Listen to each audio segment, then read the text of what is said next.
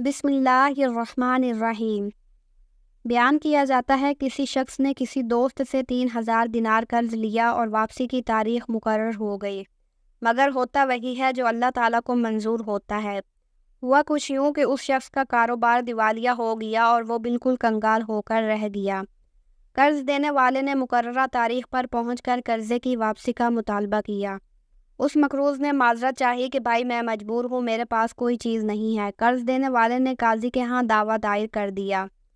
قاضی صاحب نے اس مقروض کو طلب کیا اور سماعت کے بعد اس مقروض کو 1 ماہ کی مہلت دی اور فرمایا کہ اس قرضے کی واپسی کا انتظام کرو۔ مقروض عدالت سے باہر آیا اور سوچنے لگا کہ کیا کروں۔ اسی دوران اسے رسول اکرم صلی اللہ علیہ وسلم کا ارشاد گرامی یاد آیا کہ جس بندے پر کوئی مصیبت، کوئی پریشانی آ جائے تو وہ مجھ پر درود پاک کی کثرت کرے، کیونکہ درود پاک مصیبتوں اور پریشانیوں کو لے جاتا ہے اور رزق بڑھاتا ہے۔ پھر ہوا یوں کہ اس نے اٹھتے بیٹھتے درود پاک پڑھنا شروع کر دیا۔ کرتے کراتے 27 دن گزر گئے تو اسے رات کو ایک خواب دکھائی دیا۔ کوئی کہنے والا کہتا ہے کہ اے بندے تو پریشان نہ ہو، اللہ تعالیٰ کارساز ہے، تیرا قرض ادا ہو جائے گا۔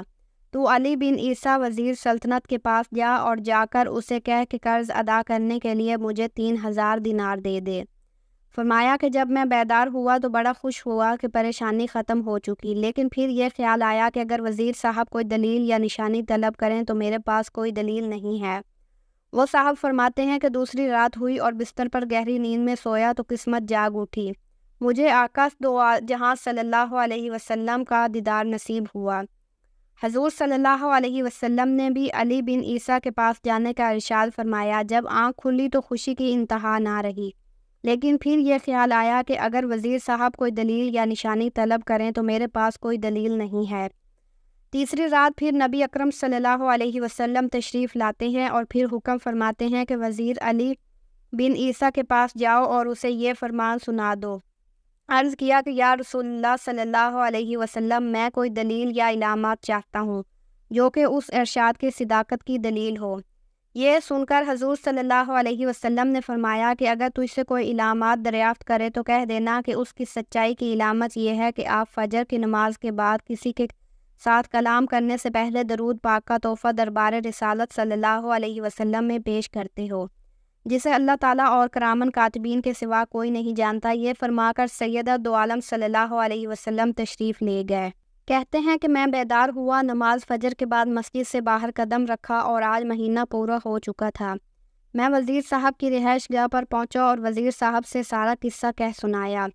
جب وزیر صاحب نے کوئی دلیل طلب کی اور میں نے حضور صلی اللہ علیہ وسلم کا ارشاد سنایا تو وزیر صاحب خوشی اور مسرت سے چمک اٹھے، فرمانے لگے کہ مرحبا یا رسول اللہ، اور پھر وزیر صاحب اندر گئے اور 9000 دینار لے کر آئے۔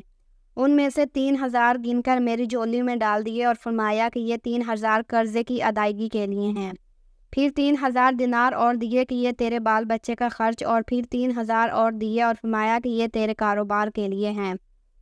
پھر وہ صاحب فرماتے ہیں کہ میں وہ رقم لے کر سیدھا قاضی صاحب کی عدالت میں پہنچ گیا، اور جب فریقین کو بلایا ہوا تو میں قاضی صاحب کے ہاں پہنچا اور دیکھا کہ قرض دینے والا بھی وہاں موجود کھڑا ہے۔